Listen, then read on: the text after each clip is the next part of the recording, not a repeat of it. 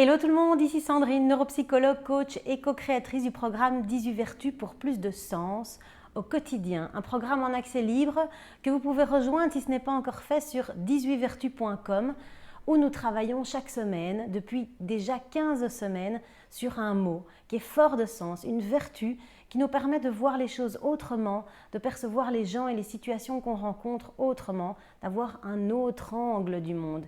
Et puis ça nous permet aussi de nous remettre en question, de remettre certaines choses en question et d'avoir un autre niveau de conscience de ce qu'on vit. Donc, rejoignez-nous si ce n'est pas encore fait. Et puis pour ceux qui sont déjà là depuis 15 semaines, comment avez-vous vécu cette semaine de la magnanimité ? Cette semaine, on s'est parlé de rebondir après les blessures, on a parlé de résilience et puis on a parlé de pardon. Comment est-ce qu'on fait justement pour pouvoir surmonter des petites ou des très grosses blessures qui font qu'on a du mal à avancer dans la vie? Eh bien, je pense qu'on a chacun nos techniques, nos stratégies, nos mécanismes de défense qui se mettent en place dans ces situations-là, qui nous aident à cicatriser toutes ces blessures.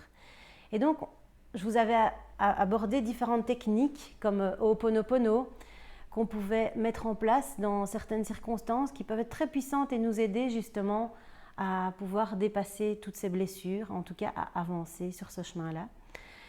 Et j'ai été de nouveau très surprise de voir cette semaine que j'ai été confrontée à 2 personnes qui sont venues vers moi avec ces problématiques-là et qui étaient en train de travailler sur le pardon. Donc j'ai rencontré une jeune femme de 35 ans, plus ou moins 40 ans, et un monsieur de 75 ans qui est venu me voir à mon cabinet pour justement me parler des relations difficiles. Tous les 2 avaient des relations difficiles avec leur maman, qui sont toujours des mamans très exigeantes, très dures et qui n'avaient pas, pour X raisons, su leur donner de l'amour. À la place de ça, ils avaient reçu des critiques, de l'exigence et beaucoup de difficultés à vivre tout ça.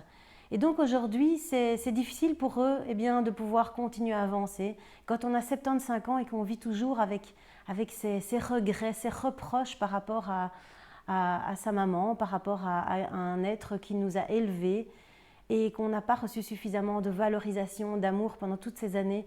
Eh bien, c'est très lourd à porter. C'est très difficile d'avancer avec tout ça. Eh bien, on peut décider quand même si on a un gros sac à dos avec des lourdes pierres, on peut décider à un moment de s'arrêter, de poser ce sac à dos et d'enlever quelques pierres sur ce chemin-là. Et de continuer à avancer malgré tout avec peut-être un peu moins de poids parce que certaines choses ne nous appartiennent pas, certaines choses ne sont pas dépendantes de nous.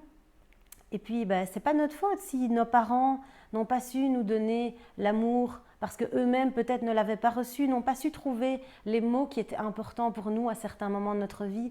C'est ce que m'expliquait ce monsieur qui finalement n'a jamais reçu de valorisation de sa maman. Au moment de son diplôme universitaire qu'il a réussi brillamment, il a reçu très peu de félicitations et encore aujourd'hui, il vit un traumatisme par rapport à ça. Alors c'est peut-être un petit traumatisme, mais ça reste des blessures.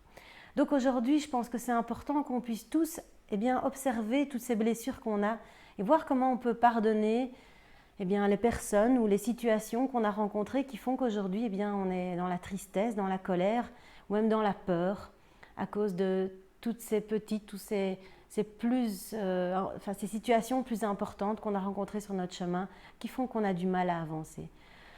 Alors vous, de votre côté, comment ça s'est passé pour vous et est-ce que vous avez pu justement utiliser cette vertu de la magnanimité, du pardon pour pouvoir avancer? Est-ce que vous avez eu des cicatrices que vous avez pu tout doucement commencer à accepter, à regarder en face en se disant tu fais partie de moi et je continue à avancer malgré ça?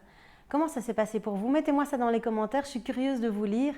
Et peut-être que vous avez aussi d'autres stratégies à nous partager, ça ce serait super intéressant que vous puissiez les noter ici juste en dessous.